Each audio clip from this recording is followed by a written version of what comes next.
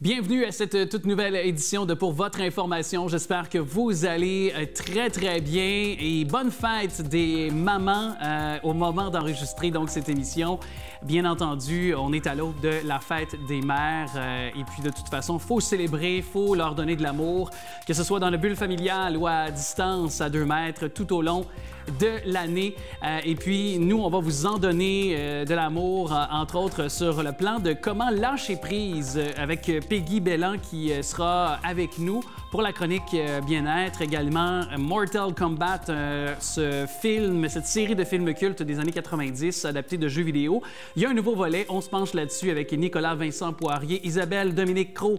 On sort, on aime aller se promener dans les parcs un peu partout aux 4 coins de Laval, mais on peut quand même le faire s'entraîner avec ce qu'on trouve, un banc de parc par exemple, un module de jeu avec les enfants pour jouer tout en s'entraînant. C'est possible de manière ludique. On aura ces recommandations un petit peu plus loin.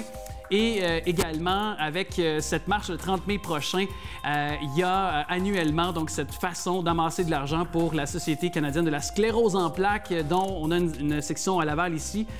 Donc, M. Rodolphe Bellemare, qui en est le directeur général, sera avec nous.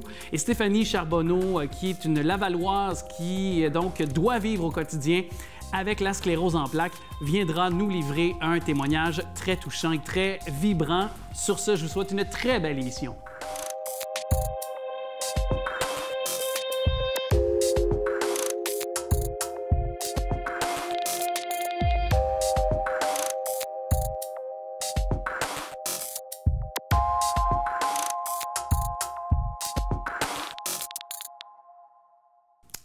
Il y aura donc cette marche SP le 30 mai prochain. On vous invite partout au Canada à marcher pour la cause de la sclérose en plaques. Qui, évidemment, ici, la Société canadienne de la sclérose en plaques Session Laval est très dynamique, fait plusieurs campagnes de financement annuellement et elle se joint à ce mouvement du 30 mai prochain. On a avec nous M. Rodolphe Bellemare, directeur section Laval, donc de la sclérose en plaques, de la Société canadienne de la sclérose en plaques, et Mme Stéphanie Charbonneau, qui est une personne atteinte donc de la sclérose en plaques. Merci d'être avec nous. Bonjour à vous deux. Bonjour. Bonjour. Merci d'être là. Commençons tout d'abord avec vous, Mme Charbonneau, parce que vous êtes atteint, on le disait, résident de Laval, atteint de la sclérose en plaques. Votre histoire est vraiment pas banale. Tout d'abord, comment est arrivé dans votre vie ce diagnostic de la sclérose en plaques? Je me souviens des dates, là. C'était le 9 juillet 1999. Puis, en fait, c'est que j'avais des troubles visuels. Je voyais en stroboscope. Je voyais les oiseaux voler. Je ne voyais pas voler. Je voyais pas. Puis là, je suis allée voir je portais des lunettes à ce moment-là. Je suis allée voir mon ophtalmo. Puis mon ophtalmo, puis il a dit « c'est le nerf de l'œil », puis je suis allée voir un neurologue. Tout ça en 3 jours. Pendant le virage ambulatoire, tout le monde se parlait. Là. Tout le monde se disait hey, « elle a la sclérose en plaques peut-être, fait qu'il faut la passer vite ». C'était un vendredi soir, 9 juillet 1999, à l'hôpital de Verdun, puis c'est le neurologue qui m'a dit que c'était peut-être la sclérose en plaques. Mais j'étais enceinte de mon premier bébé. Puis là, ils ont dit, habituellement, quand on est enceinte, on n'a pas poussé de sclérose en plaques. Fait qu'on ne sait pas si c'est ça. Puis là, moi, j'ai continué ma grossesse. Puis j'ai eu mon bébé. Bon, c'est un petit bébé prématuré, mais ça n'a aucun rapport. Oui, mais quand même, vous aviez ça à vivre au travers de toutes ces émotions-là. Ouais. Et disons, est-ce que...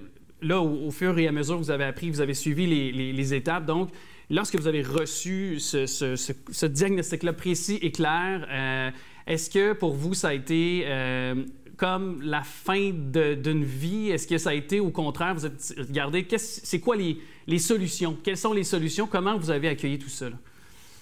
Bon, regardez, c'est sûr que ma vie était détruite, là. Moi, j'avais tout planifié. C'était prévu, là. Moi, je voulais 5 enfants. Moi, je voulais une carrière. Je voulais faire de la gestion. J'avais de l'ambition, là. Mais là, ça a fait que, wow! Là, la vie ne veut pas ça. On ne décide pas de tout dans la vie, là.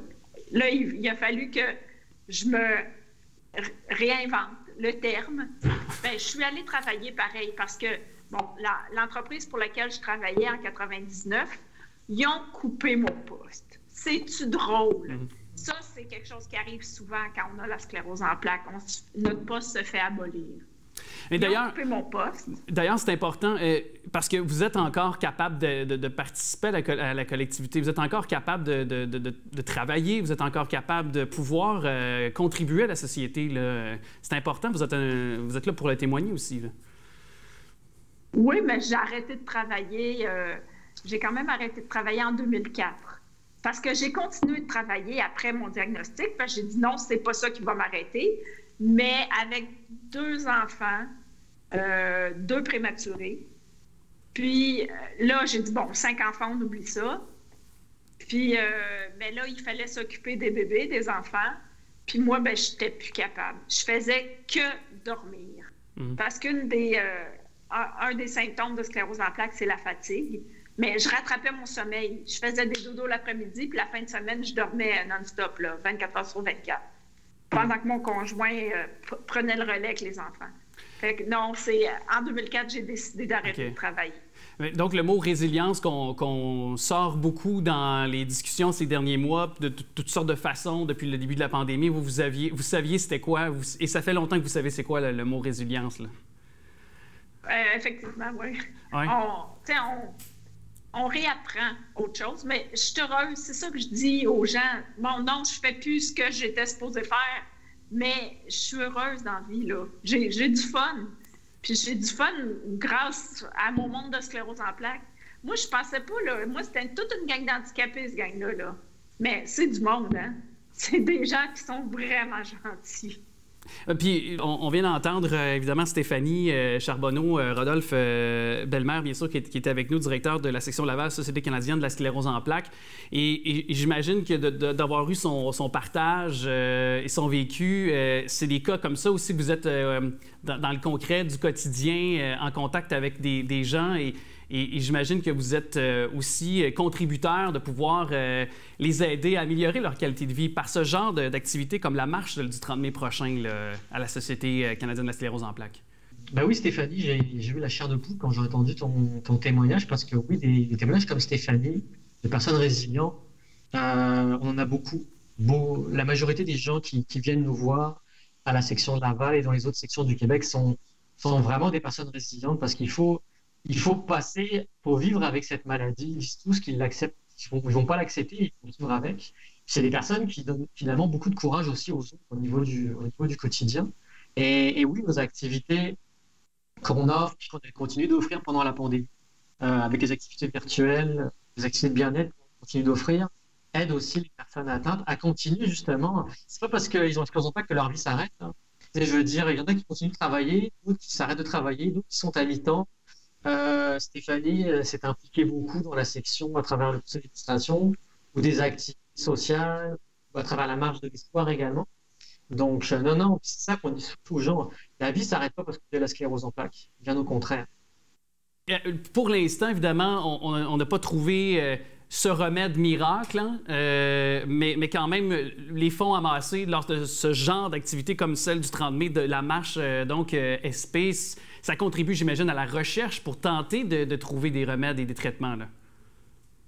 Oui, tout à fait. Les fonds amassés vont aussi à la recherche et aussi aux programmes et activités qu'on offre, mais aussi, oui, beaucoup à la recherche parce que les gens veulent avoir un remède.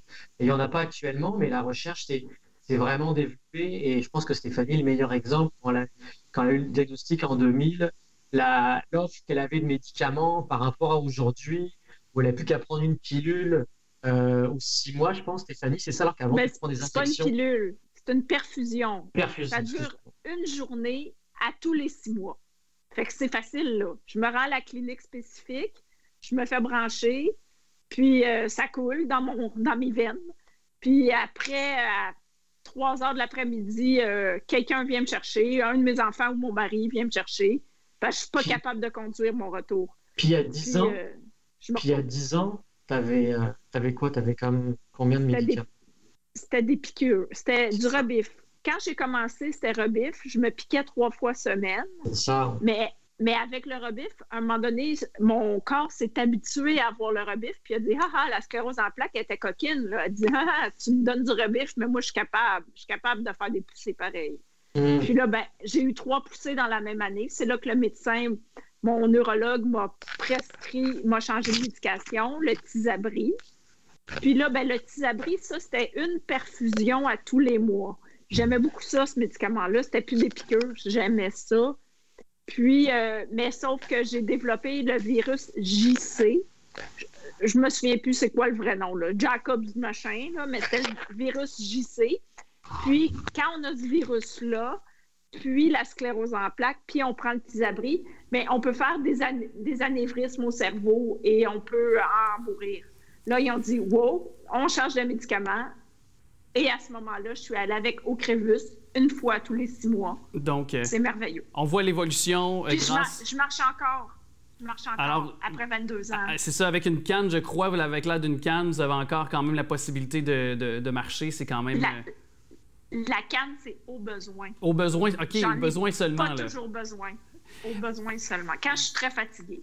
Bien, justement, on invite les gens à marcher avec des exemples comme vous de détermination, de ténacité, de malgré tout, de rester, continuer à vivre et de regarder vers l'avant et le positif. Et on invite les gens à se manifester, à marcher dans leur quartier, dans leurs bulles respectives.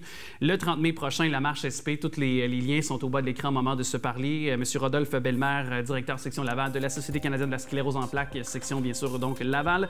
Stéphanie Charbonneau, merci beaucoup de nous avoir partagé votre vécu également. Ça a été très touchant et un plaisir de vous recevoir à vous deux. Merci beaucoup. Au revoir. Merci. C'est notre experte fitness sur nos ondes, 2 temps, 3 mouvements, c'est ses capsules. Évidemment, on peut la retrouver en tout temps aussi sur sa chaîne YouTube et tvrl.ca. Isabelle de Micro, merci d'être là. Bien, bienvenue. Merci à toi, Alex, de m'accueillir. Toujours un immense plaisir. Surtout que je le dis, je le redis, tes conseils que tu m'as prodigués, je les ai mis en pratique et déjà, je vois un résultat après quelques semaines. Alors, c'est vrai que t'es hot. Pas juste visuellement, mais aussi dans tes conseils. Les avantages, donc, de s'activer à l'extérieur, c'est notre sujet aujourd'hui. Mais peut-être juste avant, précisons que ce sont des sports en solo et non en différents groupes. Donc, on n'a pas besoin de porter de masque là, selon les règles actuelles de la santé publique. Oui, en fait, puisque les règles sont différentes d'une région à l'autre, puisque ça dépend aussi un peu de l'interprétation, je ne veux pas m'avancer sur quoi que ce soit et je voulais peut-être juste préciser que je parle bien entendu d'entraînement individuel. Alors, juste nuancer pour tous les gens passionnés des sports de ballon, tous ces sports-là qui sont magnifiques, on ne peut pas s'avancer là-dessus. Présentement, c'est précoce et on ne veut pas créer des attentes, puis après ça, bon, casser la bulle, comme on dit. Alors, je parle bien entendu d'entraînement individuel, ce qu'on ferait normalement à la maison, ce qu'on fait depuis 1 an à la maison, comment l'amener à l'extérieur si on souhaite le faire et les avantages de le faire également. Ouais, puis dans ces idées-là, dans ces conseils-là à l'extérieur, tu sais, activité bien passionnante le soir, quand il arrive à l'aube du couvre-feu, aller promener le chien, ça peut être aussi banal que ça, de faire une activité de plein air? Ouais. Oui, effectivement. Puis moi, j'essaie toujours d'encourager les gens à joindre l'utile à l'agréable parce que comme ça, bien, au moins, on avance, tu sais, sur 2 plans en même temps. Donc, si on n'a pas tant envie de le faire, mais que notre compagnon, ça nous fait plaisir de passer du temps avec lui, avec elle, et que, de toute façon, je pense que dans les restrictions, on avait à Montréal pendant un temps le droit de promener son chien. Alors, il y avait tout cette blague-là. Mais pour vrai, ça fait du bien de faire du bien aux autres. Des fois, quand on n'a même pas envie de le faire pour nous, ça nous amène un peu plus loin. Comme, tu sais, si on a un conjoint, une conjointe qui a envie de bouger ou qui a moins envie de bouger, puis qu'on arrive à les traîner à sortir dehors et à marcher ou juste aller au parc, voir les enfants jouer, puis en même temps faire une couple de squats. C'est de ça que je parle parce que pour vrai, les gens manquent de temps. Et comment faire, tu sais, un genre de mix pour les aider à prendre soin d'eux, oui. Puis, il y a aussi toujours cette possibilité-là de faire des étirements. Mais là, je te parle pas de faire un étirement avec ton iPhone puis de te faire un selfie de même, là. Évidemment, on se parle. Quoique, de faire une coupe de trucs de même, ça peut peut-être à l'autre. Ça fait du bien. Oui, ça fait du bien, mais non, mais de façon plus logique, c'est qu'on parle de push-up, de redressement assis extérieur, ce genre Oui, bien, en fait, je te coupe, mais oui, en fait, ça peut être ce qu'on a envie que ce soit. Si c'est une balade à pied, si c'est prendre le vélo, si... Pour moi, par exemple, avec mon fiston de 4 ans, je cours pendant que lui fait son vélo parce qu'il est très rapide. On a encore les petits trous en arrière, donc il est stable et il aime ça. Et ben moi, j'aime ça bouger et je préfère courir à marcher si j'ai le choix. Pas pendant des heures, mais tu sais, je préfère quand c'est un petit peu plus dynamique. Et donc, même si j'ai pas envie d'y aller le soir, je me rappelle de mettre mes souliers de course plutôt que des sandales. Ouais. Parce que si je mets des sandales, ben là, ça va pas me tenter. Tu sais, donc, je joins l'utile à l'agréable. Lui, il a besoin de bouger. Il va se coucher plus tôt. Moi, ça me fait un petit peu plus de mouvement. C'est le fun. Les journées sont plus longues. Là. Le couvre-feu va être un petit peu plus long dans certaines régions également. Donc, tu sais, il faut vraiment joindre l'utile à l'agréable, profiter du beau temps quand il y a du beau temps, être réceptif à l'idée d'aller s'entraîner à l'extérieur. Toi, tu cours, ça arrive qu'il mouille, puis ben, si on veut complètement annuler son entraînement, ben, on l'annule. Mais si on est capable de jouer avec, tu sais, puis on s'en est parlé, les souliers mouillés un peu, bien, il faut s'accommoder parce qu'on le fait pour nous, tu sais. On fait tout ça pour nous d'abord et avant tout.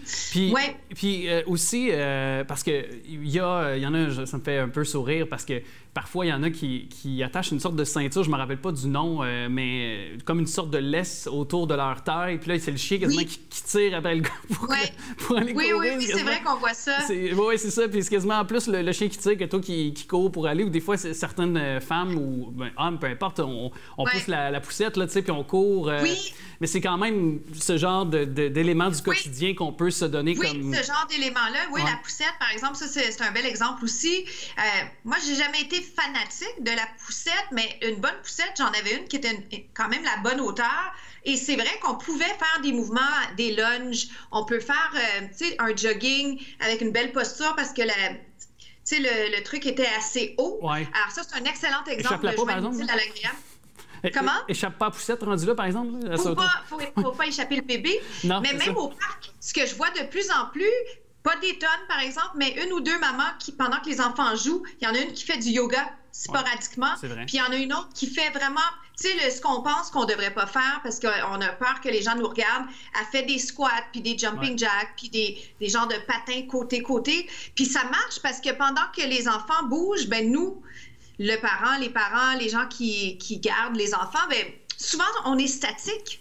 Et c'est ça l'affaire, c'est de trouver... Tu sais, je suis pas en train de dire fais un marathon pendant que ton enfant est en train de bouger puis supervise-le pas. C'est, tu sais, comment jouer à la tag. Je joue à l'occasion avec les enfants dans le parc à la tag. Oui, tu sais, des fois, ça me tente moyen. Tu sais, des fois... Pour vrai, des fois, j'ai mon café, puis je suis comme, bon, j'ai-tu envie de courir? Mais je pose mon café, puis je joue, puis ça me donne envie de le faire. Puis quand je participe, j'ai moins froid aussi, tu sais, parce qu'on est quand même dans une période où des fois, c'est frais, des fois, c'est bon. Alors, juste rappeler aux gens, pas d'excuses, mais trouver des solutions aux obstacles. 15 minutes, c'est mieux que rien. 5 minutes, c'est mieux que rien. Faire jouer, bouger les enfants avec les ballons, on en parlait en introduction. C'est compliqué présentement. Conseiller les gens avec tout ce qui est accessoire parce qu'on est quand même encore dans une 3e vague. Alors là-dessus, je peux pas m'avancer. Ça serait pas correct de le faire. Mais soyez ludique. Toi, qu'est-ce que tu fais quand c'est pas de la course puis que tu veux bouger un peu plus? Qu'est-ce que tu fais?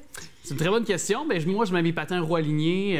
Ah oui? Puis, oui, exactement. Je les mets, puis évidemment, je m'en vais sur la piste cyclable. Là, maintenant, bon, avec le fait que le printemps est bien avancé, puis le temps chaud est arrivé quand même de façon très tôt cette année, ben là, on a eu le temps vraiment de balayer bien les trottoirs, bien les pistes cyclables. Là. Il y a moins de sable, alors j'ai pu faire environ 2 fois là, du patin roue aligné depuis le début du printemps. Puis je pense que ça peut être ça. Ça peut être toujours la... Non, mais c'est un très bon exemple. C'est un bon exemple. Le vélo, aller faire ses courses, puis ça dépend toujours où on habite. Tu sais, je sais que c'est compliqué parce que, tu sais, faire du rollerblade, des fois, à Montréal, ça se fait relativement bien. Des fois, pas. Ça dépend. Puis j'en ai fait pendant longtemps. Les rollerblades, c'est pas conseillé dans la pluie parce que le bearing se défait et j'ai souvent défait mes roues comme ça. Mais d'ailleurs, cette saison, je les ai pas encore sorties et ça serait une belle occasion pour moi qui habite maintenant un peu plus loin de Montréal. Je dois prendre la voiture plus que ce que je souhaiterais. Alors, je pourrais me prendre en exemple et me dire, bon, c'est vrai que ça va être un petit peu plus long, mais je prends mes rollerblades et je le fais de cette façon-là. Comme ça va être en mouvement. Et j'encourage les gens à réfléchir à comment ils pourraient faire un petit peu plus à chaque jour sans se mettre de pression, puis en essayant de rendre ça le plus agréable possible. Puis si ça ne fonctionne pas, on ne se met pas de pression, on passe à la prochaine journée, puis c'est comme, OK, mon plan B, c'est quoi? J'ai-tu un plan B? Puis comme ça, on y arrive. La fin de la semaine arrive, on n'est pas pris au dépourvu, on a bougé au quotidien un peu, puis on s'est fait du bien parce qu'on est stressé. Hein? On vit dans une société où on est très, très stressé. Exactement. Et j'aimerais ça, éventuellement, on y reviendra dans une prochaine chronique, parce que c'est tout le temps qu'on avait, mais j'aimerais ça qu'on parle de certaines lectures ou certaines, peut-être, certains podcasts également, des balados pour être un petit peu plus... c'est vrai qu'on veut se parler des podcasts excellents. Oui, on a quelques semaines encore pour essayer de voir comment placer tous les sujets qu'on a souvent... on a souvent des flashs pendant nos conversations de sujets potentiels. Alors, oui, je me prends des notes, des lectures, des podcasts pour les prochaines chroniques. Exactement, avec grand plaisir. Isabelle Demlecroux, merci beaucoup. Merci à toi, Alex. Bonne journée.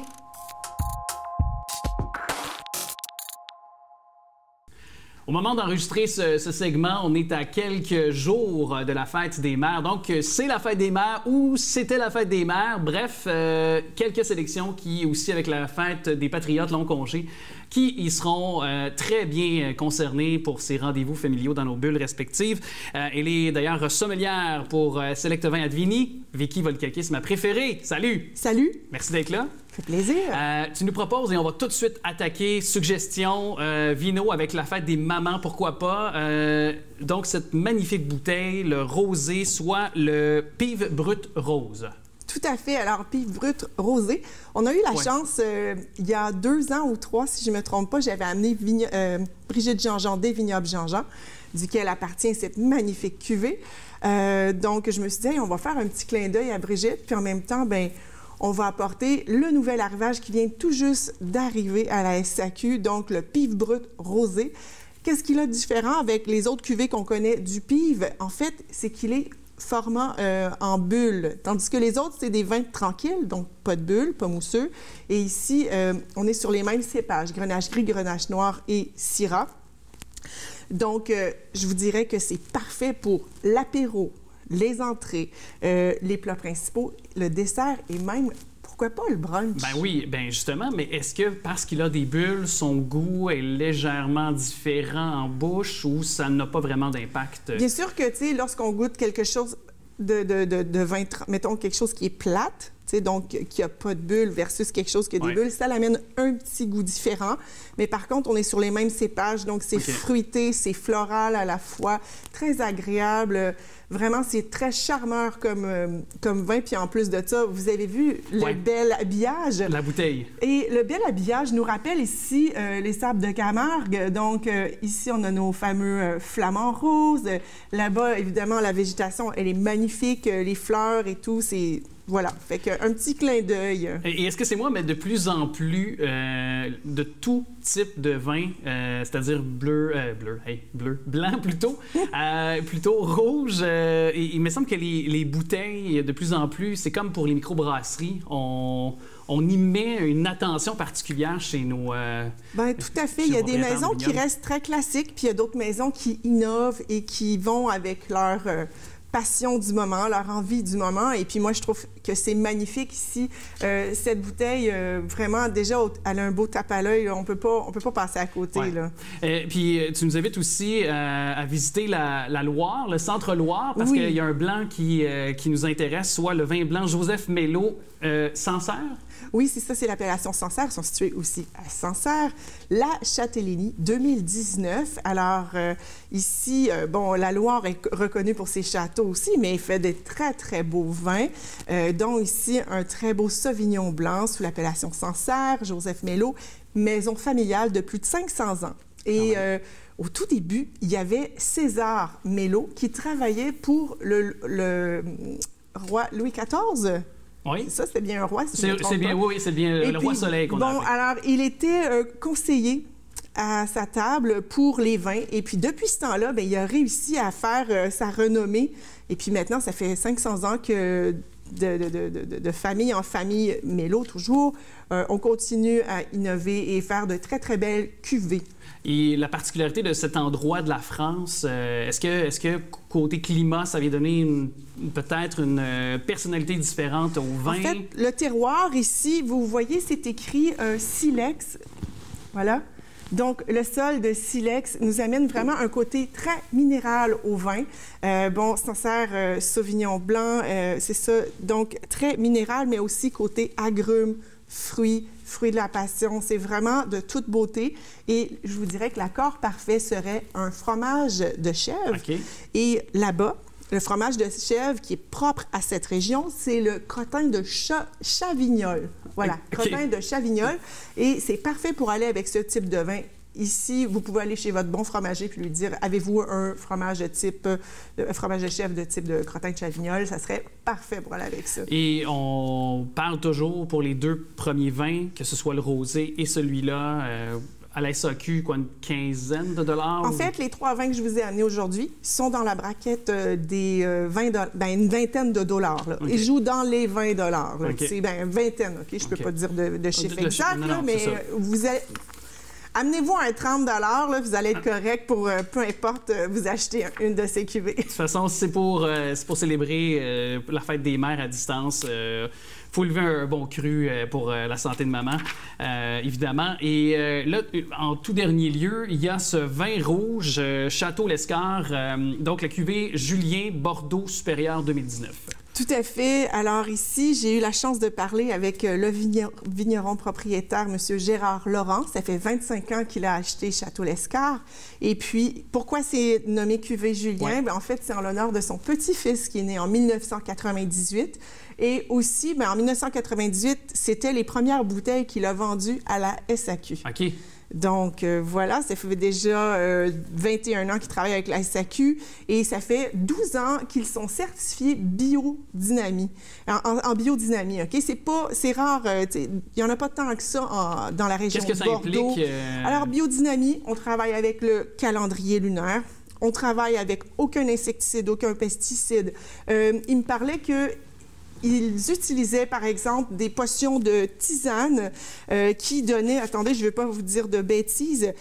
Donc, la valériane, des tisanes de valériane, on connaît la valériane. Ouais. Apparemment, ça réchauffe la plante et tout, parce que, tu sais, il y a des dangers de gel et tout. Bref, ils nourrissent, au lieu de mettre toutes sortes d'engrais chimiques, quoi que ce soit. Donc, ça l'aide des potions de tisane de valériane. Même qu'il y a une tisane qui s'appelle une tisane de prêle, qui était pour combattre le mildiou. Le mildiou, c'est la pourriture. On ne veut pas de pourriture sur nos plants, sur nos vignes.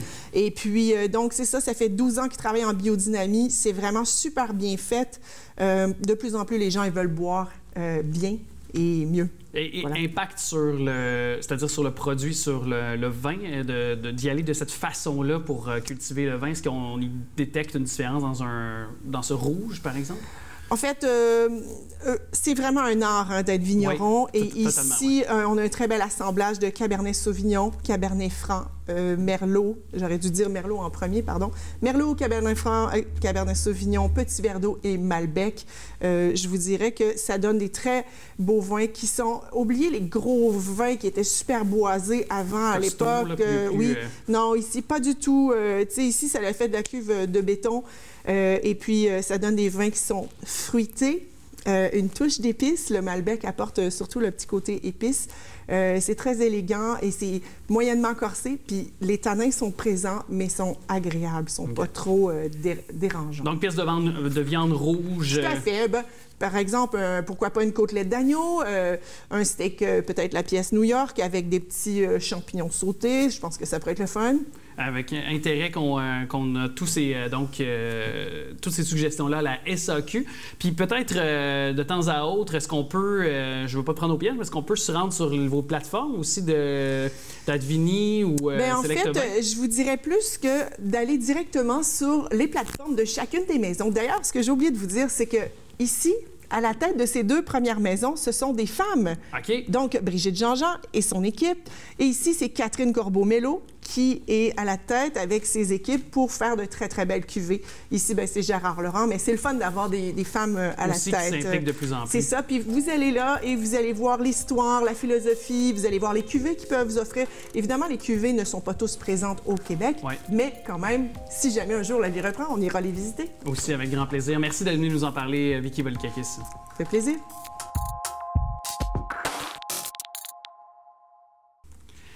Il y a dans la vie des peut-être choix qui peuvent diviser. Dans les années 60, c'était soit que tu étais les Beatles, soit les Rolling Stones. De nos jours, et en passant par les années 90, ça a été soit Street Fighter, soit Mortal Kombat. C'était à peu près ça, des jeux vidéo qui par la suite ont tous été d'ailleurs les deux adaptés au cinéma.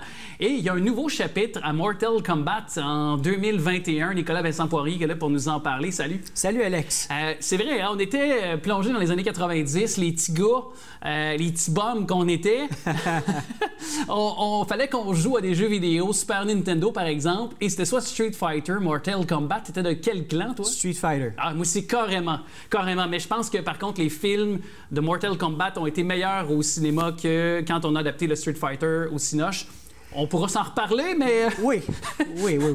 Les deux se sont pas avérés, de toute façon, des grands succès au cinéma. Et tout d'abord, parle-nous de cette tendance d'adapter des jeux vidéo au cinéma. C'est très rare que c'est heureux. Même Assassin's Creed, dans une autre époque, ça n'a pas été si réussi que ça. Là. Ça n'a pas été super incroyable, Assassin's Creed, ou d'ailleurs la plupart des Tomb films, Raider, tous ces films-là, sauf...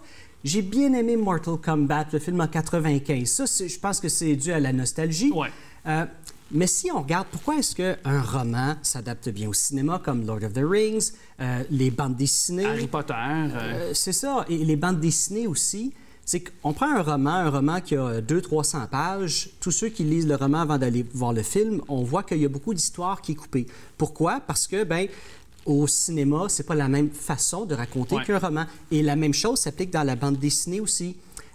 Et pour ce qui est des jeux vidéo, c'est que pour qu'une histoire soit bien adaptée au cinéma, que ce soit n'importe quoi, il faut qu'elle ait du sens. Okay? Ouais. Les jeux vidéo, le problème, c'est les petits détails qui n'ont pas de sens. On prend Mortal Kombat, des finish-him un peu gore, tout ça.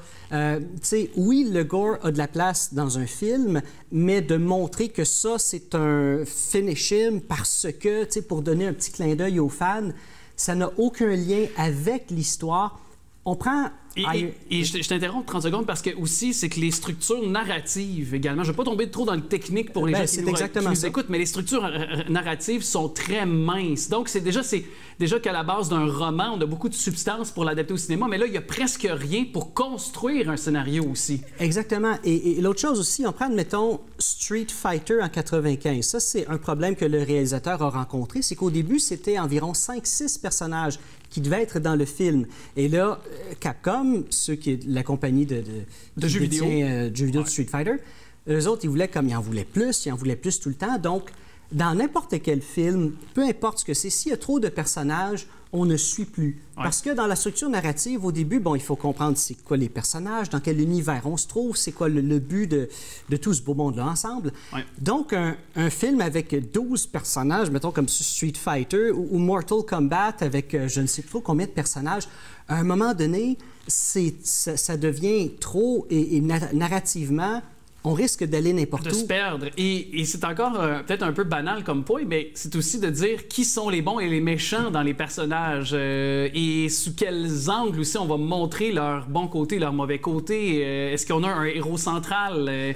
On a vu dans des Mortal Kombat, c'était Liu Kang qui était la figure centrale des premiers volets, mais là, on se rend compte qu'avec celui que tu nous proposes en 2021, non. c'est pas la même chose. C'est pas celui-ci. Et le Mortal Kombat de 2021, écoute, je ne sais plus trop combien il y a de personnages dans Mortal Kombat. Et là, qui est-ce qu'ils ont décidé de prendre pour interpréter le personnage principal parmi la tonne de personnages que le public aime déjà? On l'invente ou presque? Eh bien, exactement. On va inventer un personnage. Il s'appelle Cole Young. C'est un MMA fighter. Donc, pourquoi pas? Mais non, ça n'a aucun bon sens parce que les gens veulent voir des personnages de Mortal Kombat, pas quelqu'un qui tient à sa famille, qui est un descendant de Scorpion, et que là, il va se faire embarquer dans ce qui est même pas un tournoi, parce qu'on ne voit pas le tournoi dans le film. Mais c'est ça qui est encore plus drôle, mais en même temps, je me dis, et je pense sous l'aspect de quelqu'un qui veut relancer une franchise, d'inventer carrément donc un acteur, donc un nouveau personnage. On se dit pour une plus jeune génération qui n'aura pas connu donc Mortal Kombat, donc sur lequel on ne peut pas bâtir l'intérêt parce qu'il n'a pas la nostalgie d'il y a 20-25 ans. C'est encore à la mode, Mortal Kombat. C'est encore à la mode, oui, c'est peut-être moi qui avait décroché, mais... C'est encore à la mode. Je ne joue pas aux jeux vidéo, mais de ce que j'ai pu comprendre, j'ai beaucoup d'amis qui le sont. Ouais. C'est encore très à la mode. Ben, moi, tout ce que je me rappelle, c'est le rave auquel on était ensemble. On dansait sur la chanson titre, tu te rappelles? Qui joue présentement, d'ailleurs. Merci, Daniel, au montage. Mais faut dire que, par contre, pour vrai, de relancer cette franchise-là, est-ce que, avec ce nouveau rôle-là qui est Cole Young, est-ce qu'il y a un intérêt? Parce que de ce que je lisais, c'est qu'il n'a aucun pouvoir, ou à peu près, là. Ce qui est particulier là-dedans, c'est que fallait qu'il trouve une façon d'introduire les pouvoirs de ces héros-là. Liu Kang qui lance des boules de feu. Ouais. OK, c'est joli dans les jeux vidéo, mais comment est-ce qu'on explique ça concrètement? Bien, on a trouvé une façon. C'est que on est choisi, on est avec le signe de Mortal Kombat sur nous, et ça veut dire qu'on est choisi pour aller se battre là-bas. Et en se pratiquant, on développe ce qu'on appelle notre arcana, c'est notre pouvoir secret pour faire face à ça. Et puis bon, c'est le même pouvoir que... T'as l'air tellement convaincu d'avoir aimé ça en me disant ça. Et, tu sais, bon, Cole Young... Oui, il y a un arcana, mais encore une fois, pourquoi l'avoir inventé? Ce qui est bon dans le film, tu vois... parce qu'il y a du bon. Oui, il y a du bon dans le film. Vas-y, je l'attends. James Wan, celui qui est derrière ça, c'est lui qui ont appelé pour produire ce film-là. Donc, lui, il aurait pu faire quelque chose de merveilleux avec ça, créer un univers cinématographique. Et ça commence très bien au début. Ça commence en 1600, je ne sais plus trop quoi, au Japon. C'est une bataille entre Sub-Zero et Scorpion.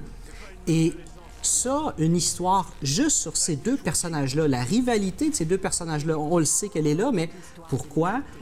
On n'est pas tout à fait sûr. Si le film serait basé uniquement sur ces deux personnages-là, ça aurait pu être bon. Chaque nouveau film, on embarque dans un autre personnage et son histoire, un peu comme Marvel l'a fait, et qu'à la fin, l'équivalent des Avengers, eh bien là, il y a le tournoi Mortal Kombat. Ouais. Ça aurait été une très bonne idée. Est-ce que les scènes, parce que c'est quand même, on le dit, Mortal Kombat, donc combat, est-ce que les scènes de combat, c'est la pierre angulaire, sont bonnes? Est-ce que les effets visuels sont au rendez-vous? Oui, les effets visuels sont excellents.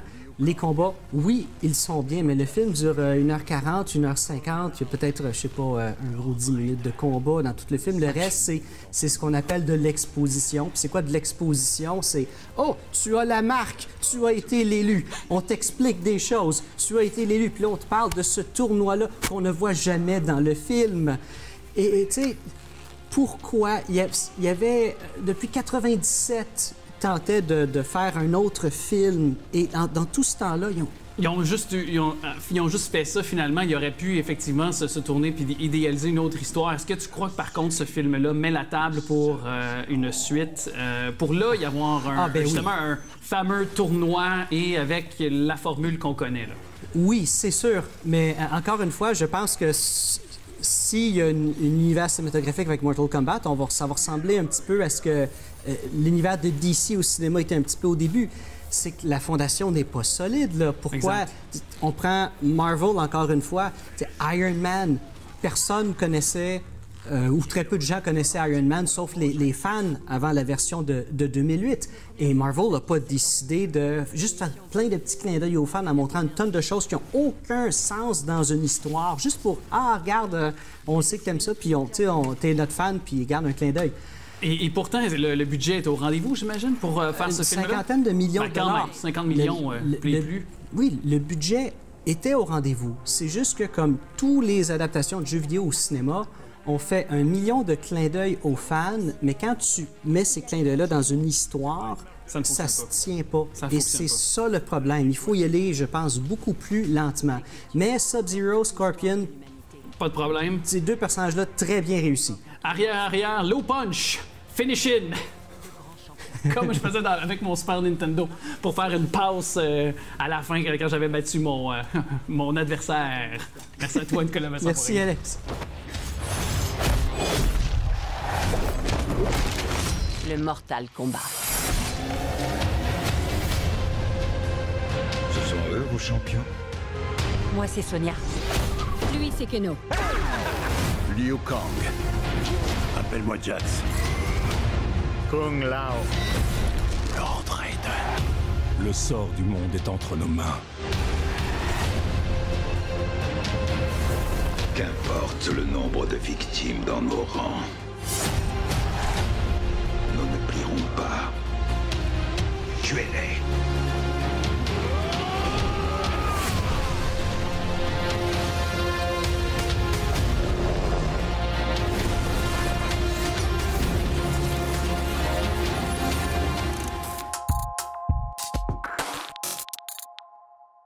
Avant d'ouvrir les micros, d'ouvrir les caméras, déjà, elle avait ce mantra-là, lâcher prise, lâcher prise, lâcher prise. Sur tes cheveux, en tout cas, t'as lâché prise. Peggy Belland? Ben oui, Alain, il me technique, mais il couette, mais c'est le printemps, on lâche prise. Le look un petit peu plus sport, ça fait du bien. Ben oui. Mais j'ai eu des grosses semaines, puis c'est d'ailleurs ce qui m'a motivée à faire la chronique d'aujourd'hui, le lâcher prise. C'est un concept qu'on... Raconte-moi comment vas-tu? Ah, ça va bien. Ça va super bien.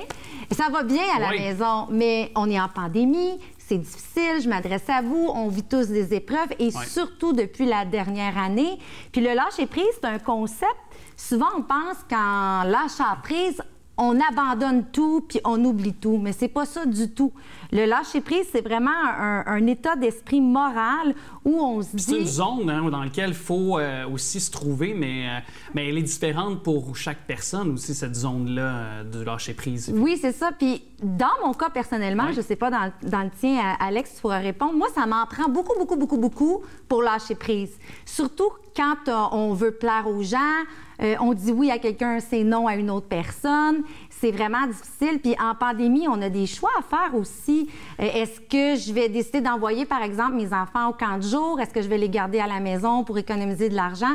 Et moi, mon taux de tolérance est assez élevé. Donc, avant de me rendre au lâcher-prise, ça peut prendre un certain temps. Toi, est-ce que tu dirais que tu as le lâcher-prise facile? C'est parce qu'avant de te rendre au lâcher-prise, tu peux sauter cette étape-là puis te rendre au bout du rouleau. Oui. Au bout, donc, c'est dangereux. Justement, c'est très dangereux. Puis oui, pour te répondre, oui, puis j'ai des trucs également pour me permettre aussi de rester en équilibre. Tu sauras nous en donner, mais moi, un des miens, c'est très certainement de me consacrer 30 minutes par jour. Je t'explique. C'est-à-dire, vas-y. Je t'explique. C'est que souvent, quand il y a un lâcher-prise à aller chercher dans certains types de sujets ou de notre vie quotidienne, de sphères de notre vie, c'est évidemment des choses qui viennent nous chercher dans des anxiétés, dans du stress. Hein? Oui, effectivement. Alors, je m'accorde un moment par jour, 30 minutes. OK, le soir, après avoir vécu toute ma journée, après avoir emmagasiné peut-être certains types selon les journées d'anxiété ou de stress.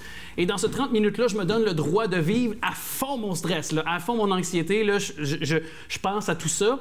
Je me dis, après le 30 minutes, je mets ça dans le tiroir, je ferme le tiroir, juste quelques heures avant de me coucher, peut-être vers 19h, début de soirée, pour pas que ça vienne impacter sur mon sommeil, sur ma vie sociale, par exemple. Et le lendemain, je rouvre le tiroir et je refais face, on peut dire, à ces stress-là. J'adore ça. C'est une zone, un moment dans une journée. Tu fais du ménage de tiroir. Et aussi, tu peux les laisser fermer pour quelques jours, puis t'ouvres l'autre pour une couple de jours, effectivement. Mais ton truc rentre dans les trucs que je voulais donner. En fait, le lâcher-prise, pour expliquer aux gens, c'est quand on accepte qu'on n'a pas le contrôle d'une situation. Et il y a une très belle prière, d'ailleurs, la prière de la sérénité, qui est la prière des alcooliques anonymes qui dit avoir la sagesse d'accepter les choses que je ne peux changer. C'est vrai, c'est accepter qu'il y a des choses que peu importe ce que vous allez faire à la maison, vous ne pouvez pas rien changer présentement, donc il faut juste laisser aller le temps.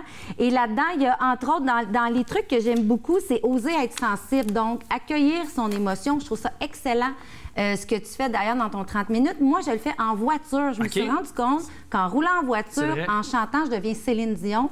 Quand je suis dans ma voiture, évidemment. Je ne ferai pas de démonstration. Je confirme. Tu as entendu chanter en ondes. Oui, c'est ça. Non, c'est pas du tout dans mes talents. Mais oser être sensible, accepter ses émotions, aussi couper des liens désagréables. Quand on voit que la situation va pas bien, on coupe le lien, on prend une pause. Ça, j'ai beaucoup de difficultés. Beaucoup. Prendre un 24 heures pour pas répondre, mijoter, je travaille encore là-dessus. Je t'envoie de guérison, mais... tu t'envoies perpétuel de développement. Exact. Tu peux te dire ça. Mais le mieux-être, c'est ça. C'est pour ça qu'on fait la chronique aujourd'hui. Est-ce que tu es d'accord avec ce fait de...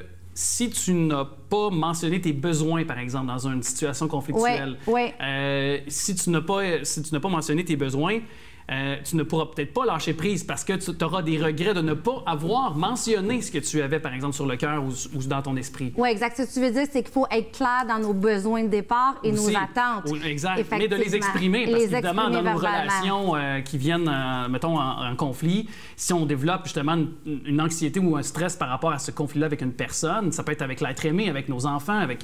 Au travail. Donc, c'est aussi d'exprimer, j'imagine, dans tes recommandations, les besoins, autant au début que pendant ce litige-là, s'il survient. Oui, bien, j'ai retenu personnellement 3 points importants qui m'ont permis, parce que j'ai eu 2 grosses années. Oui, il y a la pandémie, mais moi, j'ai vécu toutes sortes de situations imprévues. Parce qu'il nous débalance dans la vie, c'est qu'on prévoit un chemin. Puis évidemment, c'est pas fait comme ça. Le chemin, il va bifurquer. Il y a des routes dans le gravel. Exactement. Donc, il faut accepter tout d'abord la situation. Ça a l'air facile à dire, mais accepter qu'on est dans un problème, y faire face, l'écrire. Moi, j'aime bien le fait d'écrire, mettre sur papier. Ensuite, c'est passer à l'action. Ça, c'est mon bout préféré. Moi, je suis une fille d'action. S'il y a une chose dans la vie, il y a une solution à tous les problèmes. C'est impossible. Il y en a une solution. Il y a une issue. Fait qu'il faut passer en action. Ça ne veut pas dire que vous allez trouver nécessairement la solution immédiatement, mais en rentrant en l'action, lisez sur Internet, parlez à des gens de confiance.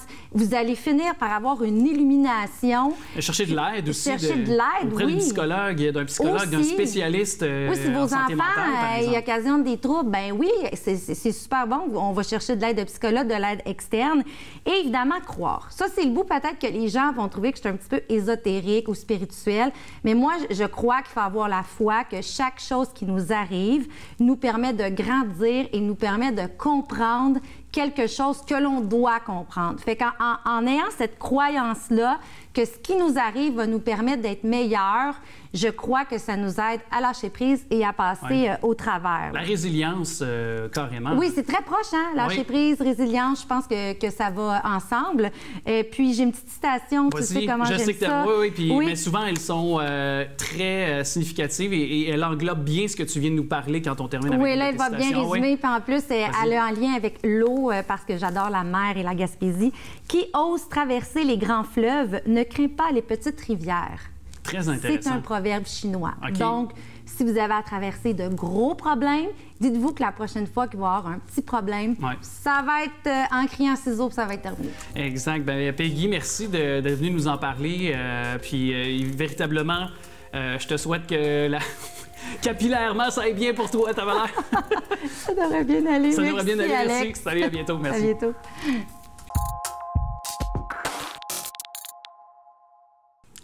On a eu le temps de, par exemple, durant la période de la première vague et jusqu'à ici, de pouvoir se consacrer à des passions qu'on avait peut-être enfouies, peut-être d'autres qu'on a découvertes, des talents également qui se sont révélés à nous. Puis je suis très content de pouvoir bavarder avec une, justement, qui a su guider plusieurs personnes pour pouvoir faire peut-être naître et croître leur talent artistique.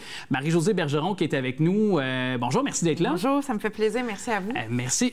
Donc, d'artiste à entrepreneur, est-ce qu'on peut résumer ainsi la dernière année? Tout à fait. Vous aussi, vous êtes découvert des talents insoupçonnés, peut-être? Ou, Tout Tout à fait. Donc, premier confinement, je travaillais beaucoup la créativité, la peinture auprès des entreprises. J'ai perdu mes contrats. Fait que j'avais soit deux choix, me rouler en petite boule, comme tout le monde, et ou, tu sais, un peu me relancer puis dire, qu'est-ce que je fais? Puis c'est mon grand ado de 15 ans qui m'a dit, pourquoi tu commences pas juste des Facebook Live gratuits, des capsules sur tes techniques, ce que tu fais comme peinture et tout ça. Fait que j'ai commencé vraiment comme ça. J'avais comme 10 personnes qui me suivaient. Puis ça a continué de fil en aiguille et il y a eu une demande, en fait, pourquoi tu nous donnerais pas des cours ou des formations? Fait que c'est comme ça que ça a apparu. Ça a commencé en avril, puis depuis ce temps-là, ça fait grandir. Ça fait juste que grandir, oui. Ouais. Carrément un succès. Je pense qu'on est passé à plusieurs milliers de personnes qui suivent votre page Facebook maintenant. Ouais. Je regardais justement pour le bien de notre émission, là, je me préparais, puis c'est ça, je voyais le nombre de gens qui, de date en date ou de mois en mois, ajoutaient donc au nombre de la communauté Facebook, on l'appelle comme ça, bien sûr. Mais juste avant de préciser davantage quelles sont vos façons de fonctionner, si les gens veulent découvrir votre talent, parce que vous êtes d'abord et avant tout une artiste, donc vous exposez des œuvres. Donc, peut-être nous présenter vos œuvres qu'on voit bientôt à l'écran dans les prochaines secondes, peut-être vos techniques également. Bien, moi, je dis toujours, pour résumer une démarche artistique, il faut une phrase pour bien cibler. Donc, ce que je fais, c'est que je transforme la matière dans le but et les couleurs dans le but de créer une histoire. Fait que ce que je fais, c'est vraiment de combiner différentes matières, différents médiums pour créer quelque chose de nouveau. Alors, c'est ce que j'essaie aussi d'enseigner à mes particuliers, que ce soit des techniques de collage, des techniques de transfert d'image, comment on combine les couleurs entre elles, comment on combine, par exemple, le pastel, l'acrylique, les encres, les crayons et tout ça. Donc, je vais chercher quand même un vaste clientèle parce que c'est pas juste mettons l'aquarelle ou la peinture à l'huile. C'est plus large. C'est plus vaste que ça. Exactement. Et donc, vous êtes en mesure, à la suite de ça, de pouvoir, si quelqu'un, par exemple, est plus justement l'aquarelle, ou, tu sais, vous pouvez, dans le fond, enseigner à toute forme d'art visuel, ou du moins en peinture, de préférence. Quand je veux dire préférence, c'est quelqu'un est plus habile avec l'aquarelle, par exemple. Vous pouvez, autant dans certaines différentes techniques, les enseigner, là, bien les guider. Là. Bien, je peux les guider, mais je dirais que vraiment ma spécialité puis ma force, c'est vraiment d'être vraiment au niveau de la technique mixte et de la peinture acrylique. Mais je touche un peu aussi à tout. Mais j'essaie de toujours intégrer, par exemple, dire, bien, essayez le collage avec votre technique à l'huile ou essayez autre chose pour les sortir aussi de leur zone de confort. Tu sais, d'avoir... Parce que depuis qu'on est confiné, ce que je m'aperçois, c'est que les gens sont dans leur habitude. Oui, mais ils veulent aussi avoir de la nouveauté. Ils veulent quand même se sentir vivants et sentir qu'ils font autre chose de leur vie que justement... savoir il y a eu combien de cas par jour. C'est ça, exactement, d'être arrivé au point de presse quand il survient des points de presse des différents premiers ministres provinciaux au niveau fédéral. Mais est-ce que, par contre, vous avez vu, de par votre interaction et vos cours, puis le résultat parce qu'on dit souvent que l'art, évidemment, fait du bien, contribue au bien-être, puis moi, je suis le premier à penser ainsi. Mais est-ce que vous avez donc vu que ça fait œuvre utile, ce que vous enseignez auprès des gens? Oui? J'espère. J'ose croire que oui. Ce que je peux confirmer, par exemple, c'est que ça brise l'isolement, ça, c'est sûr.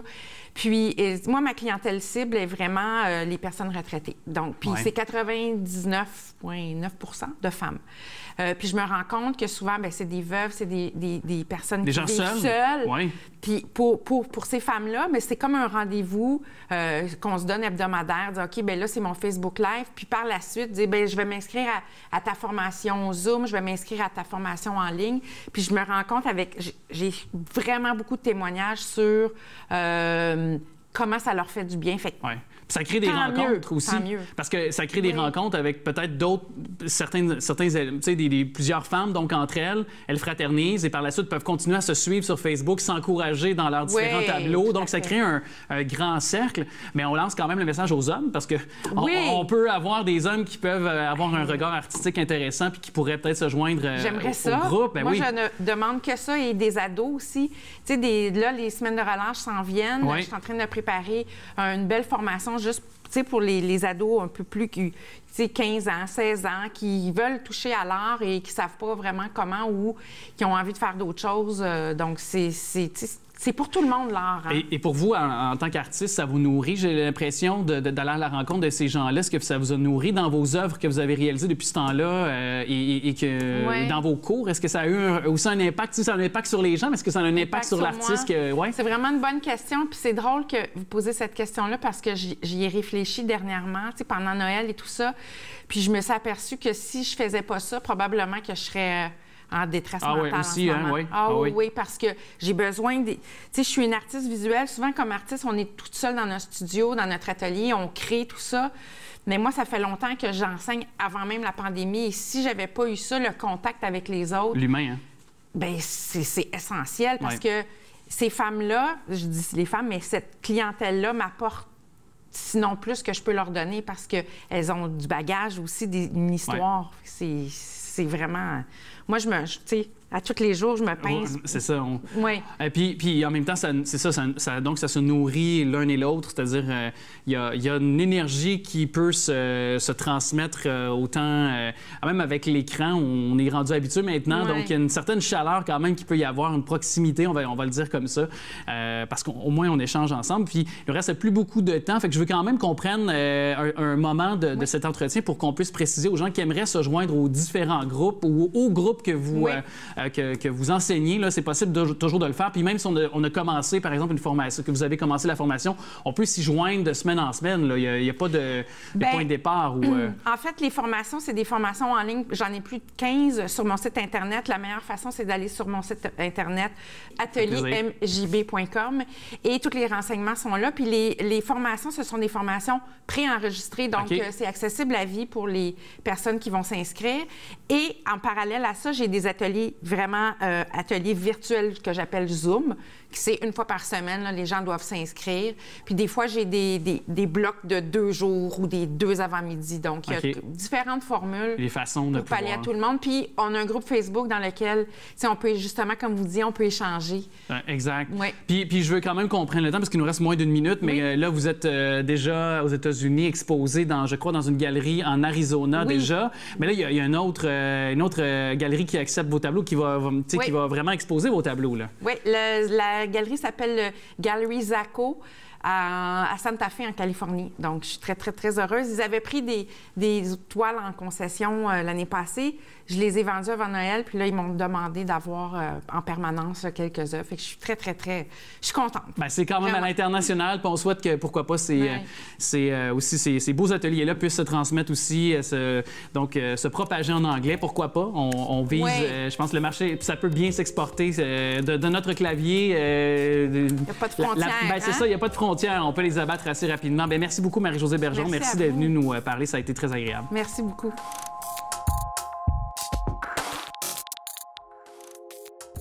Je vous remercie d'avoir été là en tout temps. On aime vous lire, évidemment, savoir ce qui vous préoccupe comme sujet citoyen. Vous pouvez acheminer vos commentaires, vos suggestions, tvrl.ca, notre page Facebook, aussi pour interagir avec nous.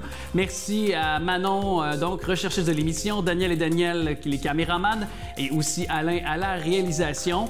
Et je vous dis donc à très bientôt. N'oubliez pas non plus notre bingo à tous les dimanches, 9h30, 3 500 $ à remporter encore une fois cette fin de semaine, dont 2 500 $ pour la carte pleine. Allez, je vous dis à très bientôt.